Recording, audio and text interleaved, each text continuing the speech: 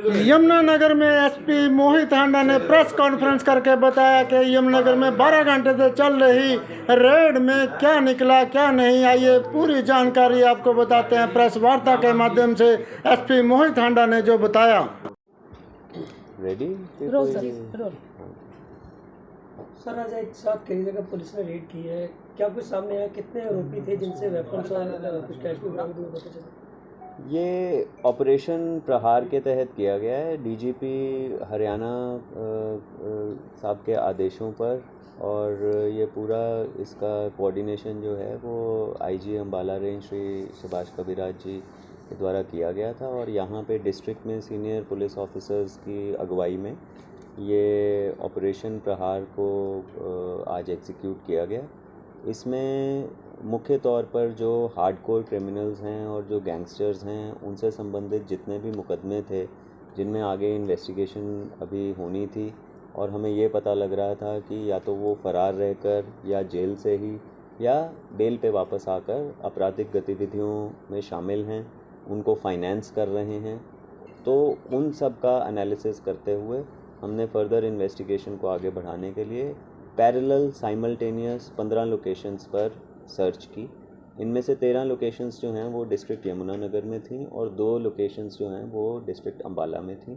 तो इन टीमों का गठन किया गया और कुल मिलाकर 300 प्लस जो हमारे पुलिस मुलाजिम हैं इनको एकत्रित करके प्रॉपर ब्रीफिंग करके इनको इनकी लोकेशंस पर इंचार्जेस के साथ रवाना किया गया। और मुझे बताते हुए हर्ष हो रहा है कि जैसे हमारे सीनियर ऑफिसर्स हैं, यहाँ पे डीएसपी साहब भी हैं, उनकी और पूरी टीम की कोऑर्डिनेशन से हमें इसमें जो कुछ सक्सेस है वो मिला है। इस पूरी कार्रवाई के दौरान जो है लगभग 39 लाख रुपए से अधिक जो है वो अनअकाउंटेड कैश जो है वो मिला है और उसको सीज़ किया गया है। अभी ये सर्च जारी है और ये संख्या जो है वो बढ़ भी सकती है। कुछ अवैध असला जो है वो भी हमें बरामद हुआ है। एक देसी कट्टा, एक कंट्री मेड पिस्टल, एक डमी पिस्टल जो है ये भी रिकवर हुई है। इसके अतिरिक्त 18 कार्ट्रिजेस जो हैं अभी तक वो हमें मिले हैं और कुछ जो हैं वो एम्प्टी कार्ट्रिजेस हैं वो भी मिले हैं। इसके अतिरिक्त कुछ शार्प एज्ड वेपन्स जो आर्म्स एक्ट की परिभाषा में आते हैं उनकी भी बरामदगी हुई है। उनको भी एनालाइज़ किया जा रहा है कि कितनी संख्या आर्म्स एक्ट के तहत आती है।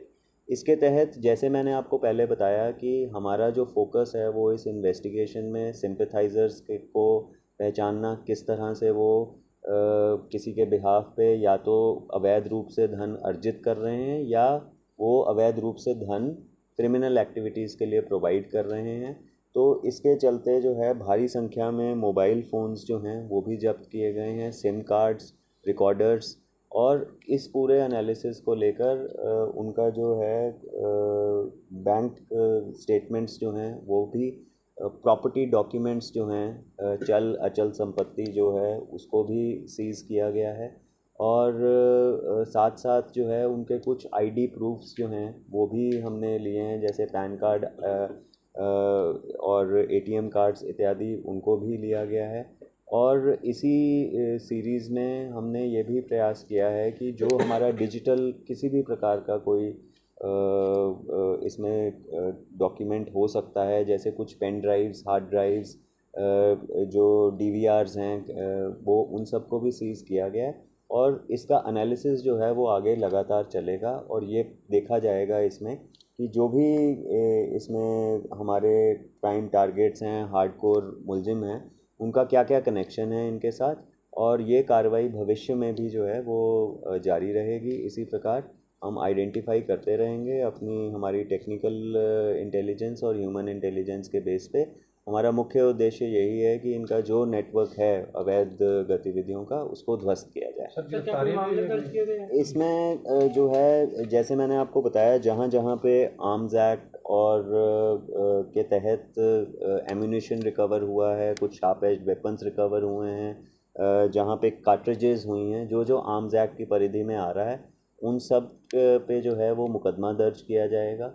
और काफ़ी लोकेशंस पे हमें जो हैं वो वांछित जो हैं या जो सस्पेक्ट हैं हमारे वो वहाँ पे मिले हैं, उनसे भी पूछताछ लगातार जारी है। चूँकि ये सुबह से ऑपरेशन चल रहा था, इसलिए आपको अभी जो है वो अपडेट दी जा रही है। जब हमारा ऑपरेशन पूरी तरह से समाप्त हो जाएगा, हमारा एग्जैक्ट सीजर, एग्जैक्ट गिरफ्तारियां जो हैं वो आपको बता दी जाएंगी। सर सुबह से अब तक कितने घंटे जो रेड है वो हुई है, कोई लीड मिली है, कोई बड़ा क्रिमिनल सामने आया उसमें?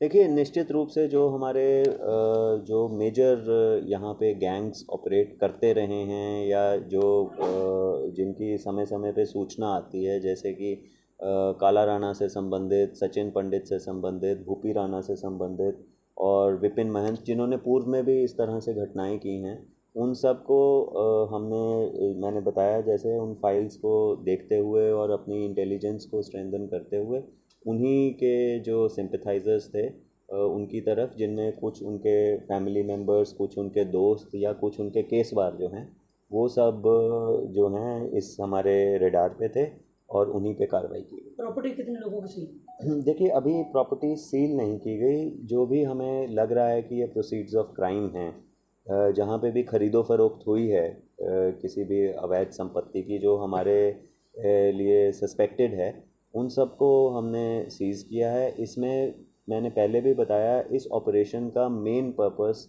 सर्च था और थॉरो सर्च था।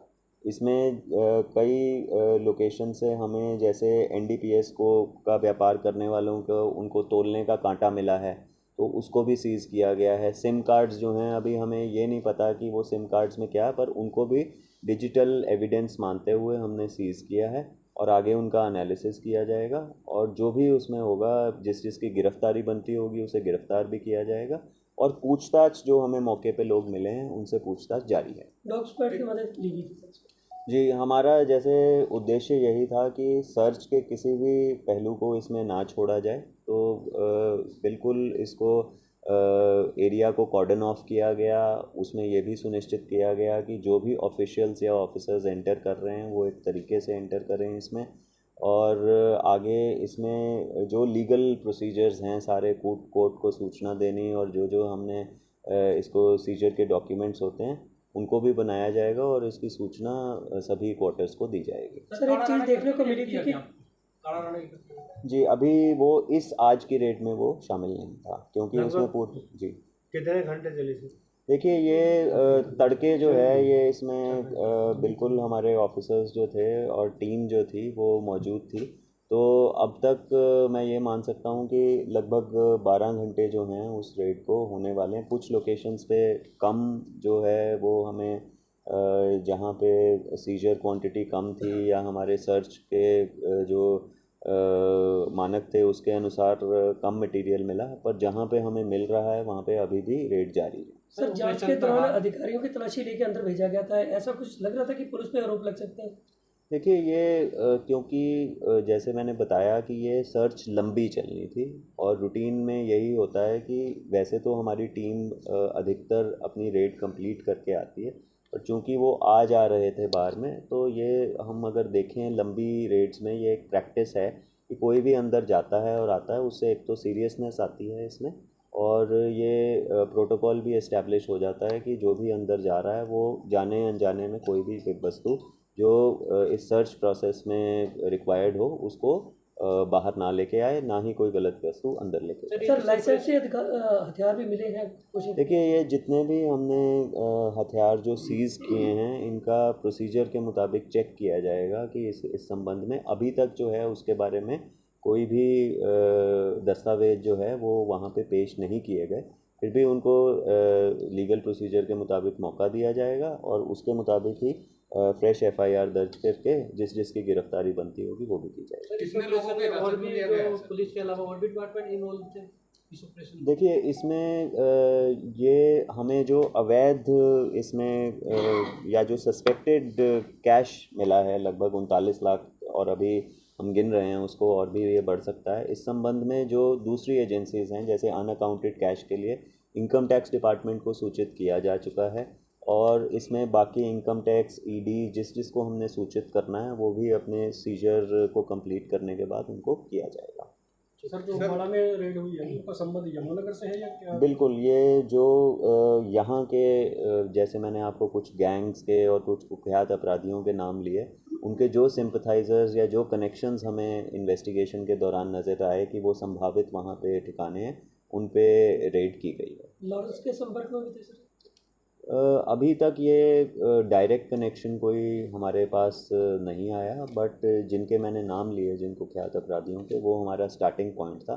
और आगे जो भी गैंग या इनके आपस में गैंग से आगे गैंग का कोई तालमेल होगा तो उस पक्ष में भी इन्वेस्टिगेशन की जाएगी। जो गैंग के लीडर है वो सबके सब लॉरेंस के संपर्क में?